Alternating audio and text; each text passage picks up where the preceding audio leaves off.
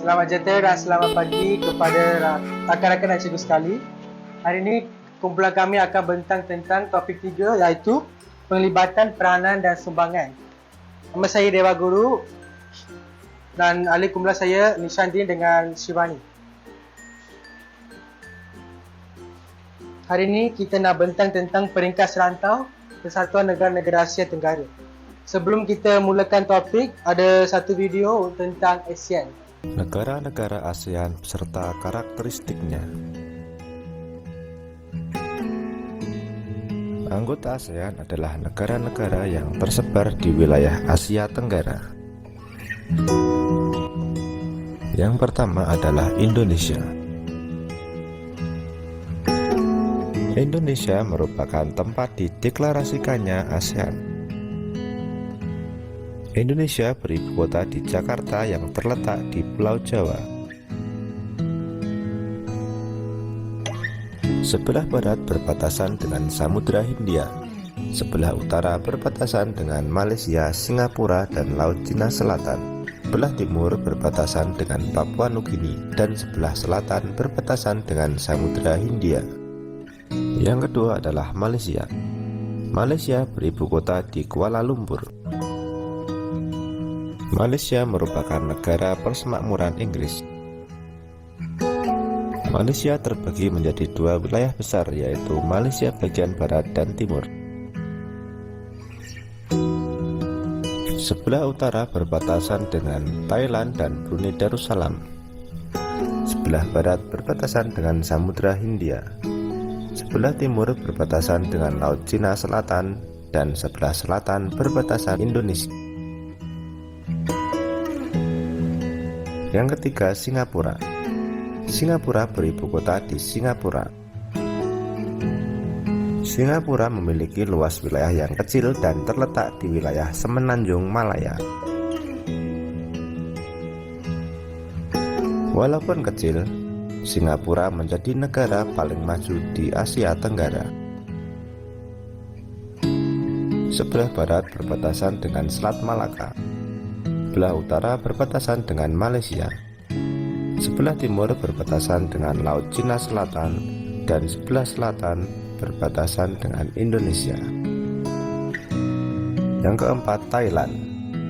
Thailand beribu kota di Bangkok. Thailand dikenal sebagai negara yang dibentuk tanpa melibatkan pertumpahan darah.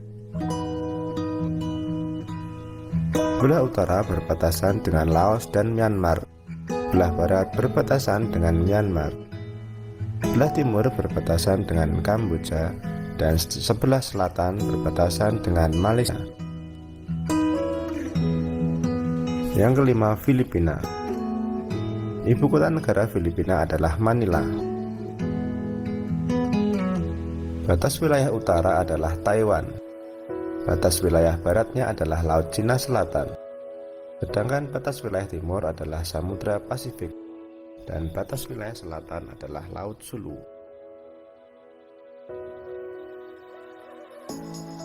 Yang keenam, Brunei Darussalam. Brunei Darussalam beribu kota di Bandar Seri Begawan. Negara Brunei Darussalam merupakan negara kecil yang terletak di Pulau Borneo atau Kalimantan.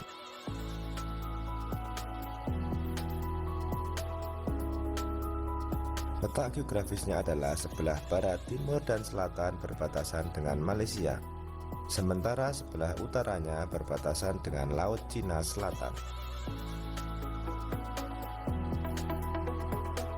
Yang ketujuh adalah Vietnam. Ibu kota negara Vietnam adalah Hanoi.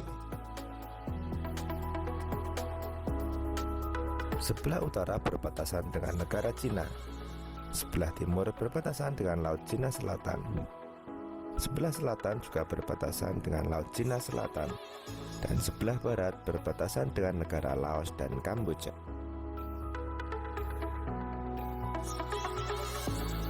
Yang kedelapan adalah Laos. Ibu kota Laos adalah Vientiane. Laos merupakan satu-satunya negara di Asia Tenggara yang tidak berbatasan dengan perairan laut.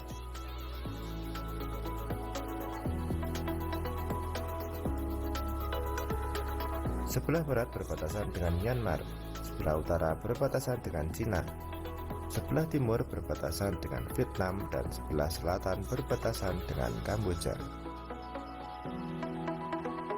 Yang kesembilan, Myanmar. Ibu kota Myanmar adalah Naypyidaw. Batas sebelah barat adalah Bangladesh. Batas sebelah utara adalah Cina. Sedangkan batas sebelah timur adalah Laos dan Thailand. Dan batas sebelah selatan adalah Teluk Benggala.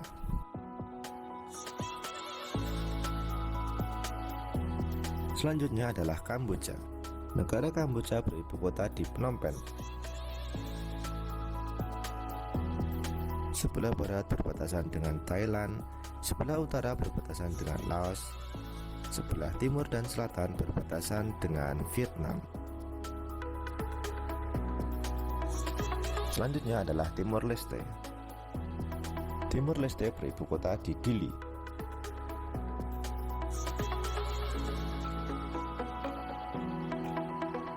Timor Leste dulu bernama Provinsi Timur Timur sebelum melepaskan diri dari Indonesia. Sebelah utara berbatasan dengan Selat Umbal dan Selat Wetar. Sebelah timur berbatasan dengan Laut Arafuru. Sebelah selatan berbatasan dengan Laut Timur. Dan sebelah barat berbatasan dengan Nusa Tenggara Timur.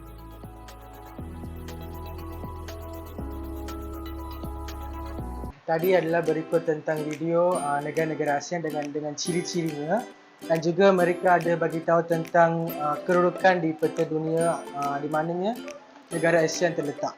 Okay, seterusnya kita akan sambung tentang mengapa Malaysia melibatkan diri dengan Persatuan Negara-Negara Asia Tenggara atau ASEAN. Ataupun kita boleh cakap faktor Malaysia melibatkan diri dengan Persatuan ASEAN.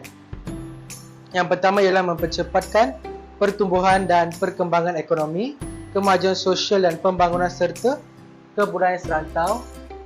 Yang kedua ialah mengekalkan keamanan dan kestabilan kawasan serantau, memupuk kerjasama yang aktif dan mengembangkan kepentingan bersama dalam ekonomi, sosial, kebudayaan, teknikal, saintifik dan pentadbiran.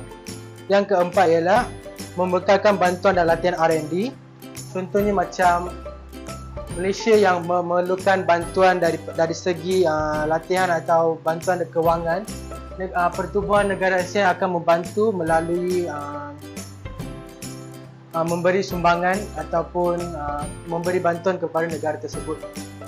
Yang kelima ialah mewujudkan kerjasama lebih berkesan dalam penggunaan sumber yang lebih banyak dalam industri pertanian. Contohnya negara China ada mempunyai jentera moden untuk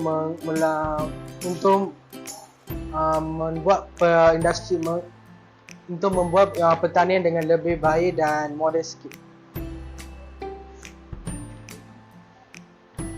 Lepas tu, memperluaskan perdagangan dan kajian masalah perdagangan komoditi antarabangsa, meningkat kemajuan bidang pengangkutan dan perhubungan serta bekerjasama menaik taraf hidup rakyat negara anggota. Contohnya macam pengangkutan dan perhubungan ialah lebuh raya, SKV, Elite dan ada LRT dan MRT untuk menaik taraf hidup rakyat. Lepas tu meningkatkan bidang pengajian dan pendidikan yang lebih maju di Asia Tenggara. Contohnya ada program pertukaran beli antarabangsa yang ada bagi untuk pelajar melanjutkan pelajaran di negara luar dan boleh meningkatkan ilmu pengetahuan dengan lebih tinggi. Lepas tu mengekalkan kerjasama era dan berfaedah menerusi pertubuhan serantau dan pertubuhan antarabangsa yang telah wujud dan mempunyai matlamat yang sama. Lepasnya adalah Nisha akan bersambungkan perbincangan. Seterusnya adalah bagaimana Malaysia memainkan peranan dan sumbangan dalam Persatuan Negara-Negara Asia Tenggara. So, yang pertama adalah bekerjasama dalam bidang politik dan keselamatan. Yang pertama adalah kerjasama dalam bidang politik dan keselamatan menjadi agenda utama ASEAN pada peringkat awal penubuhannya. Antara agenda penting ASEAN yang melibatkan isu-isu politik dan keselamatan ialah kawasan aman, bebas dan berkecuali, iaitu ZOFAN. Ini juga diperistihalkan Kuala Lumpur 1971. Seterusnya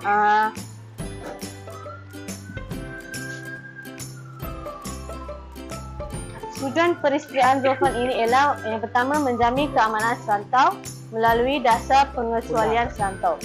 Dan yang kedua adalah menjamin keamanan dan kestabilan politik di Asia Tenggara dengan mengelakkan campur tangan oleh mana-mana pihak luar seperti Rusia, Amerika Syarikat dan negara China. Dan dalam hal rantau ini. Yang ketiga, sebarang pertikaian di Asia Tenggara harus diselesaikan secara aman dan bukan secara kekasaran. Maksudnya secara aman maksudnya dalam perbualan lah, bukan secara peperangan macam tu. Seterusnya, untuk tidak harus melibatkan diri dalam pertikaian di antara kuasa besar dan setiap negara harus dibenarkan menentukan nasib sendiri. Seterusnya, wujudnya zon bebas senjata nuklear iaitu SIN WFZ untuk memastikan kawasan ASEAN bebas daripada ancaman senjata nuklear.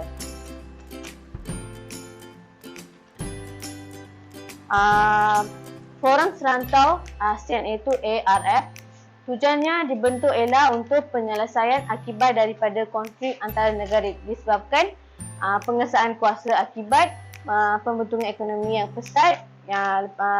Selain itu, kepelbagaian dalam kawasan menyebabkan perbezaan masalah pendamaian dan keamanan.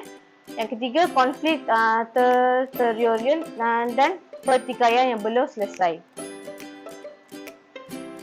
Dan yang kedua adalah bekerjasama dalam bidang ekonomi. Menyertai kerjasama ASEAN tambah 3 iaitu Jepun, Korea dan China merupakan satu pakatan kerjasama antara negara anggota ASEAN dan 3 negara di Asia Timur Laut iaitu Jepun, Korea dan China. ASEAN plus 3 ni berasal daripada EAEC yang dikemudiankan menjadi ASEAN plus 3 atas cadangan Perdana Menteri Malaysia Tun Dr. Mahathir bin Mohamad. Pakatan ini dibentukkan bagi meningkatkan kerjasama antara negara Asia Timur. Yang pertama adalah ekonomi, termasuk pembentukan kawasan pembangunan ekonomi Asia Timur. Yang kedua, kewangan, termasuk memerhati aliran modal kawasan. Yang ketiga, pembangunan sosial dan sumber manusia.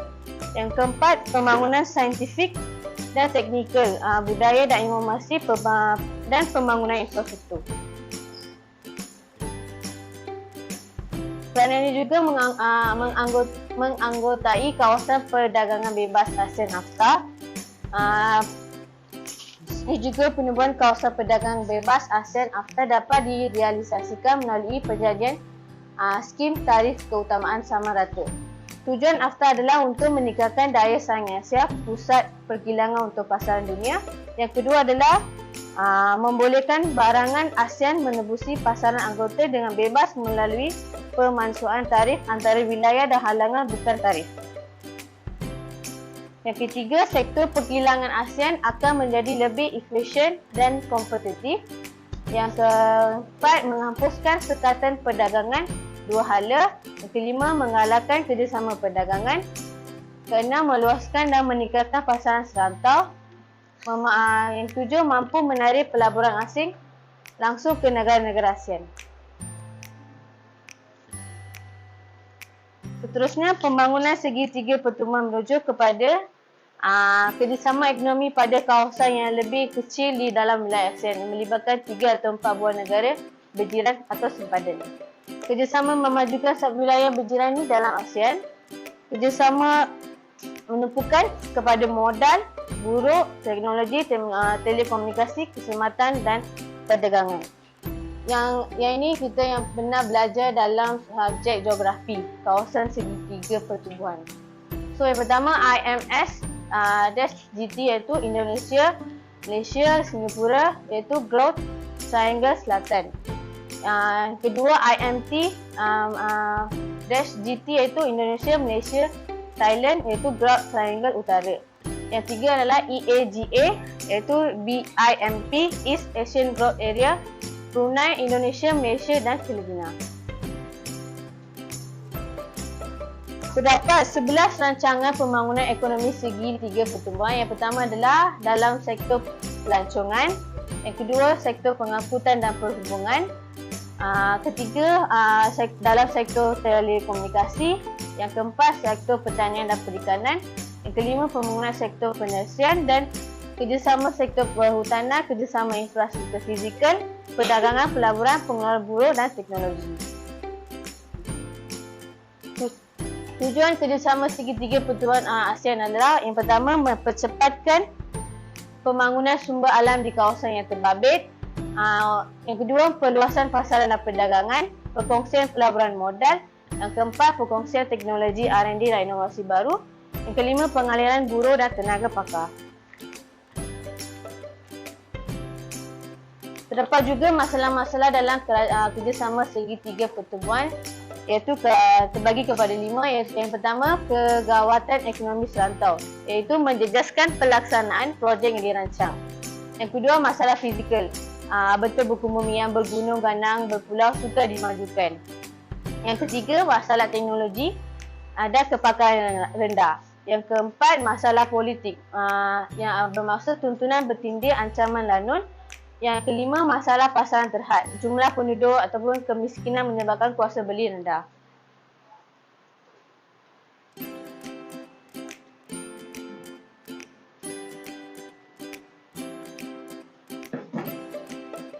Seterusnya, kerjasama dalam sektor kewangan.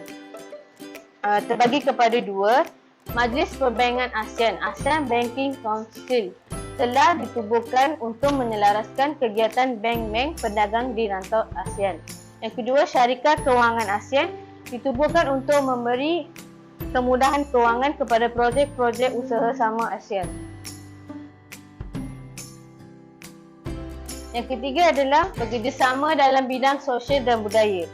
Yang pertama, Majlis Bahasa Brunei Indonesia Malaysia iaitu MAMBIM meningkatkan mutu dan penggunaan bahasa Melayu sebagai lingua franca, iaitu memperkembangkan bahasa Melayu supaya menjadi bahasa yang setaraf dengan bahasa moden lain. Contohnya dengan bahasa Inggeris lah. Yang kedua, meningkatkan semangat persaudaraan antara negara anggota. Slide seterusnya akan dibentang oleh rakan saya. Sudah, Mak. Lepas ni adalah Piagam ASEAN. Piagam ASEAN ni adalah sidang kemunca ASEAN ke-13 di Singapura telah melahirkan satu gagasan baru apabila semua 10 negara anggotanya mendatangani persetujuan untuk mewujudkan Piagam ASEAN. Piagam ASEAN ini akan menetapkan rangka kerja institusi yang baru dan sah untuk memperbaiki pelaksanaan, penyelarasan dan proses membuat keputusan. Terdapat 3 prinsip utama dalam Piagam ASEAN, iaitu prinsip pertama ialah penekanan terhadap kepentingan ASEAN dalam kerjasama serantau. Prinsip kedua ialah hormat kepada prinsip-prinsip keutuhan wilayah, kedaulatan, sifat berkecuali dan identiti kebangsaan negara anggota ASEAN.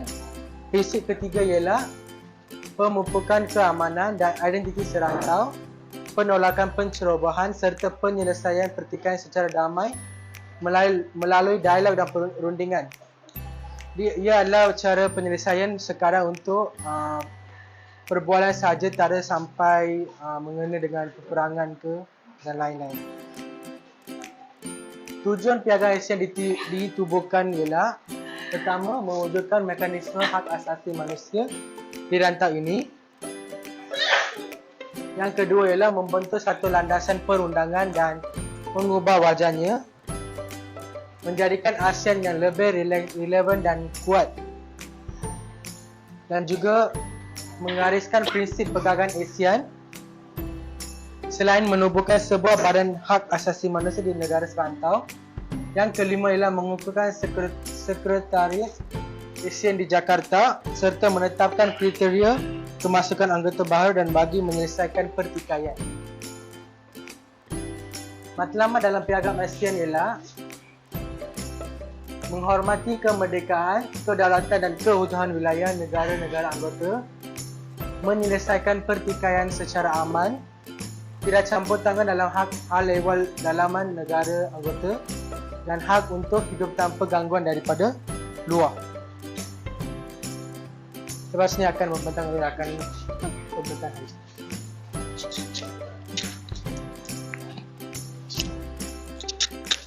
Seterusnya kita akan sambung kepada Community Economic Agent iaitu AEC ataupun Pasaran Tunggal Agent.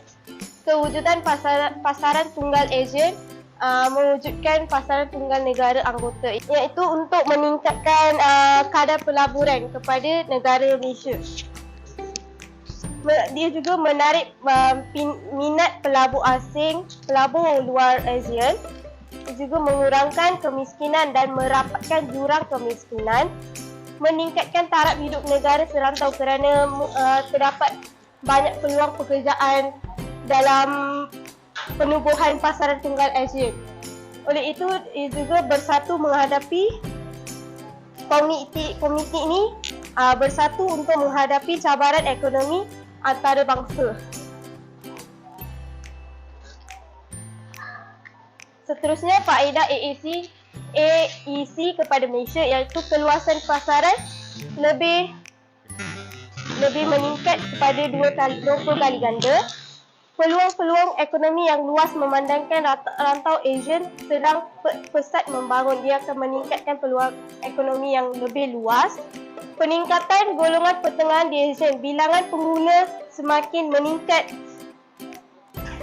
Sumber asli yang banyak seperti minyak dan gas, kayu kayan, galian, kelapa sawit dan getah. Terusnya, struktur ekonomi perindustrian. Pembangunan modal insan. Faedah AEC kepada Malaysia lah pembangunan modal insan. Seterusnya, ia meningkatkan pelaburan asing secara langsung, mewujudkan lebih banyak peluang pekerjaan kepada rakyat Malaysia supaya mereka tidak dalam keadaan pengangguran.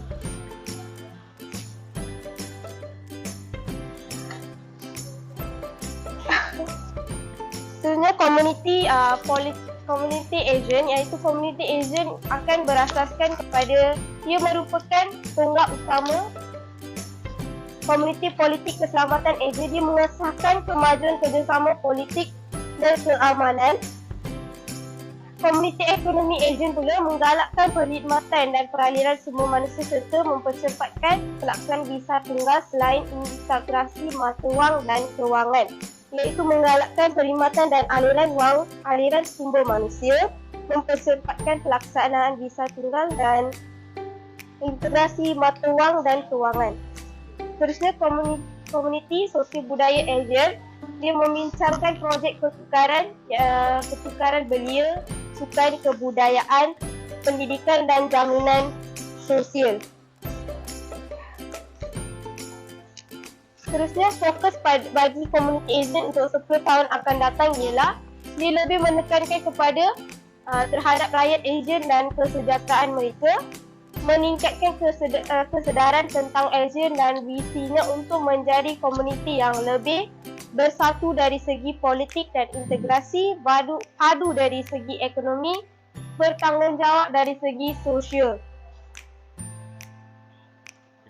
Fokus kepada ASEAN untuk memastikan kebebasan asasi manusia dan kehidupan lebih baik bagi semua warga ASEAN, berwawasan dan menjadi pemain global, melaksanakan agenda ASEAN dan pada masa yang sama memperjuangkan aspirasi nasional yang menyumbang kepada pembinaan komuniti ASEAN, memperkukuhkan ASEAN.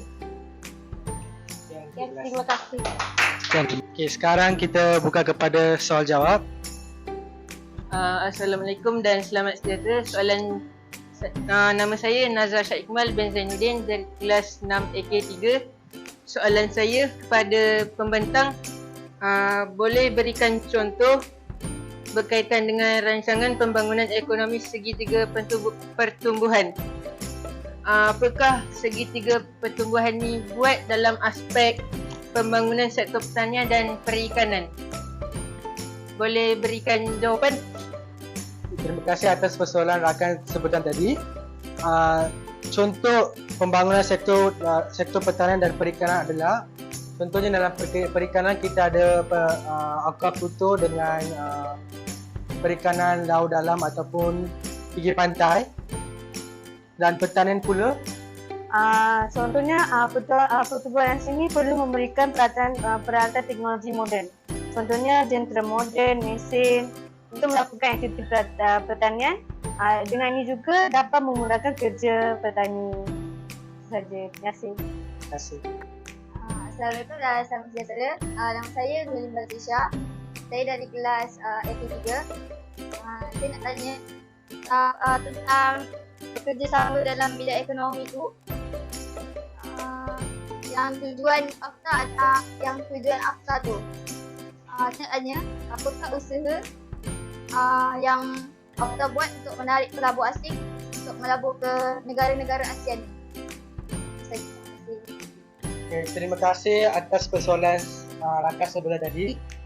Langkah untuk AFTA menarik pelaburan asing langsung ke negara-negara ASEAN ialah memberikan keyakinan kepada pelabur asing bahawa menanam modal di sesebuah negara ini akan dapat memastikan pelaburan mereka lebih terjamin, dan juga akibat daripada sesebuah kestabilan politik ialah merupakan faktor utama bagi pelabur asing mengalahkan mereka melabur ke negara ASEAN tersebut. Yang seterusnya adalah dengan mengadakan skim galakkan para pemodel, iaitu pihak kerajaan memberikan taraf perintis bagi membolehkan sesebuah syarikat asing dapat menikmati kemudahan pengecualian cukai untuk tempoh tertentu. Sekian, terima kasih. Nama saya Muhammad Azmi bin Zain Azman. Saya salah seorang pelajar SPM. Saya ingin bertanyakan beberapa soalan. Apakah syarat sebuah negara itu untuk menyertai pertubuhan ASEAN? Okay. Itu sahaja daripada saya. Okay. Terima kasih atas pertanyaan sebentar tadi. Saya ingin menjawab soalan tadi, iaitu syarat negara lain memasuki negara ASEAN iaitu adalah penerimaan anggota baru wajib diputuskan secara konsensus oleh Konferensi Tingkat Tinggi ASEAN berdasarkan rekomendasi Dewan Koordinasi ASEAN. Okay, negara pemohon wajib diterima ASEAN pada saat penandatangan instrumen aksesi piagam.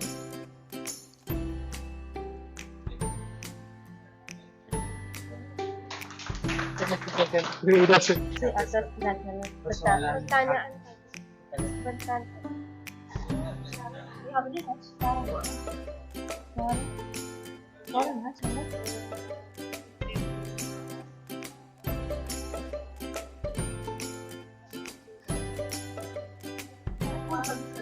Selamat sejahtera, nama saya Dewa Guru Al-Fugan. Saya ingin bertanya soalan kepada rakan-rakan sekelas saya, iaitu nyatakan 10 buah negara anggota ASEAN. Itu saja. Selamat sejahtera. Nama saya Sri Sinivasan dari kelas 6AK3.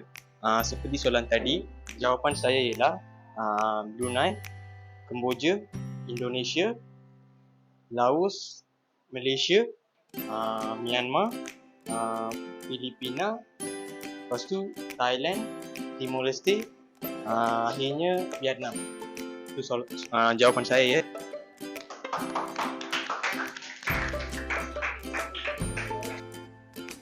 Sekian, terima kasih kepada cikgu dan rakan-rakan sekalian atas kesabaran dan prihatin. Harap pengajian ni, SEM ni boleh dapat A semua. Sekian, terima kasih.